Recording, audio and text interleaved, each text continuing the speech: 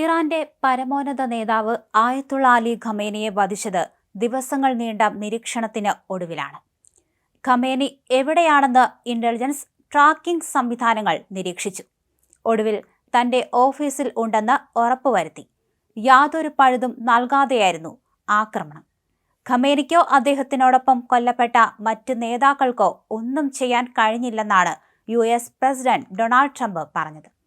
Khamenei അടക്കമുള്ള നേതാക്കളെ വധിച്ചത് 30 ബോംബുകൾ തുടർച്ചയായി വർഷിച്ചെന്ന് റിപ്പോർട്ടിൽ പറയുന്നു.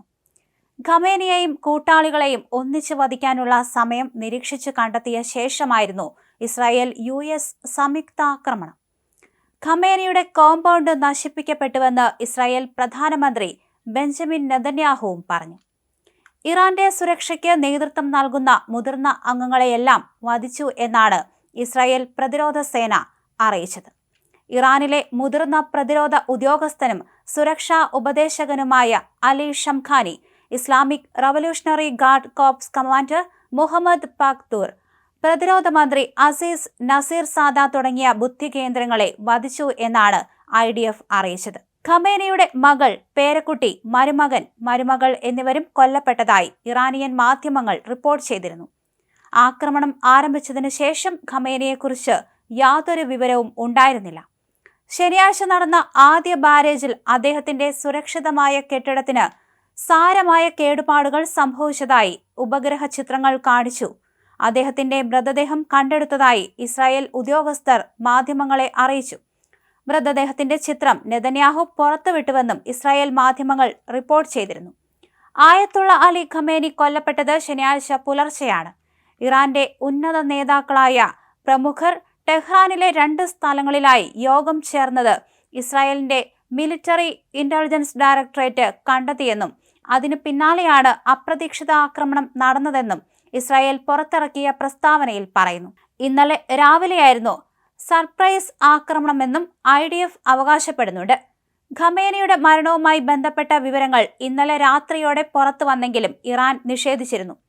സ്വന്തം ഓഫീസിൽ വെച്ചാണ് ഖമേനി കൊല്ലപ്പെട്ടത്. ഇറാനെതിരെ സൈനിക ആക്രമണം തുടരുകയാണെന്ന് US സെൻട്രൽ കമാൻഡ് അറിയിച്ചു. കൃത്യവും വേഗതയുമുള്ള ആക്രമണമാണ് നടക്കുന്നതെന്നും ഇറാനെതിരെ സൈനിക നടപടി ഈ ആഴ്ച ഉടനീളം തുടരുമെന്നാണ് അറിയിപ്പ്. മിഡിൽ ഈസ്റ്റിൽ സമാധാനം കൈവരിക്കും വരെ തുടരുമെന്ന് പ്രസിഡന്റ് ഡൊണാൾഡ് ട്രംപ് പ്രതികരിച്ചു. അതേസമയം ഇതുവരെ ഇല്ലാത്ത തിരിച്ചടിക്ക് ഒരുങ്ങുന്നുവെന്ന് IRGC പ്രതികരിക്കുകയും ചെയ്തു. ശനിയാഴ്ച പുലർച്ചെ വീട്ടിലെ ഓഫീസിലായിരുന്നു ഖമേനി എന്നാണ് വിവരം.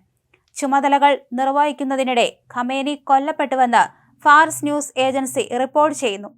ഇറാനിൽ ഇനി പുതുയുഗമെന്നാണ് സ്ഥാനഭ്രഷ്ടനാക്കപ്പെട്ട രാജകുടുംബത്തിന്റെ പ്രതികരണം. ഖമേനിയെ ചരിത്രത്തിൽ നിന്ന് തുടച്ചു നീക്കിയതായി റസ പഹ്ലവി പറഞ്ഞു. അതേസമയം ഇറാനിൽ US ഇസ്രായേൽ സംയുക്ത സേന ആക്രമണം തുടരുകയാണ്. പടിഞ്ഞാറൻ മധ്യ ഇറാനിലെ 30 ലക്ഷ്യങ്ങളിലാണ് ഇറാൻ ആക്രമണം നടത്തിയത്. വ്യോമ പ്രതിരോധ സംവിധാനങ്ങൾ, സൈനിക കേന്ദ്രങ്ങൾ, മറ്റ് ഇറാൻ കേന്ദ്രങ്ങൾ എന്നിവിടങ്ങളിലാണ് ആക്രമണമുണ്ടായതെന്ന് ഇസ്രായേൽ സൈന്യം വ്യക്തമാക്കുകയും ചെയ്തു. ഖമേനി കൊല്ലപ്പെട്ടതിന് പിന്നാലെ ശക്തമായ തിരിച്ചടിക്ക് ഇറാൻ ഒരുങ്ങുന്നുവെന്നാണ് വിവരം. ഖേദിക്കേണ്ടി വരുമെന്നും കടുത്ത ശിക്ഷ ഉറപ്പാണെന്നും ഇറാൻ വിപ്ലവസേന ഇറാനിയൻ റവല്യൂഷണറി ഗാർഡ് കോർപ്സ് പ്രസ്താവനയിറക്കി. ശക്തമായ തിരിച്ചടി ഉടനെന്ന് ഇറാൻ ക്യാബിനറ്റും മുന്നറിയിപ്പ് നൽകി. ഇറാന്റെ ഭീഷണി ഗൾഫ് രാജ്യങ്ങളിൽ ആക്രമണം ശക്തമാക്കുമെന്നതിന്റെ സൂചനയാണ്. ഇറാനിൽ താൽക്കാലിക ഭരണകൂടം അധികാരമേറ്റു. പ്രസിഡന്റും ജുഡീഷ്യറി മേധാവിയും ഉൾപ്പെടെ 3 അംഗങ്ങളാണ് സമിതിയിലുള്ളത്. ഇറാന്റെ ചരിത്രത്തിലെ ഏറ്റവും വിനാശകരമായ ആക്രമണം ആരംഭിച്ച് കഴിഞ്ഞതായി IRGCയുടെ പ്രസ്താവന ഉദ്ധരിച്ച് ഇറാനിലെ ഫാർസ് വാർത്താ ഏജൻസി റിപ്പോർട്ട് ചെയ്തു. ആക്രമണം നിമിഷങ്ങൾക്കുള്ളിൽ ആരംഭിക്കുമെന്നും മേഖലയിലെ US ഇസ്രായേൽ കേന്ദ്രങ്ങളാണ് ലക്ഷ്യമിടുകയെന്നും IRGC വ്യക്തമാക്കി. മികച്ച നേതാവിന് നഷ്ടമായെന്നും മരണത്തിൽ ദുഃഖിക്കുന്നു എന്നായിരുന്നു ഖമേനിയുടെ മരണത്തിന് പിന്നാലെ IRGC പ്രതികരിച്ചത്. US ഇസ്രായേൽ സംയുക്ത സേന ശനിയാഴ്ച പുലർച്ചെ നടത്തിയ ഓപ്പറേഷൻ എപ്പിക് ഫ്യൂരിയിലാണ് പരമോന്നത നേതാവ് ആയത്തുള്ള അലി കൊല്ലപ്പെട്ടത്. ഡൊണാൾഡ് ട്രംപും ബെഞ്ചമിൻ നെതന്യാഹുവുമാണ് ഖമേനി മരിച്ച വിവരം ആദ്യം പ്രഖ്യാപിച്ചത്. പിന്നീട് ഇറാൻ മരണവാർത്ത സ്ഥിരീകരിക്കുകയായിരുന്നു.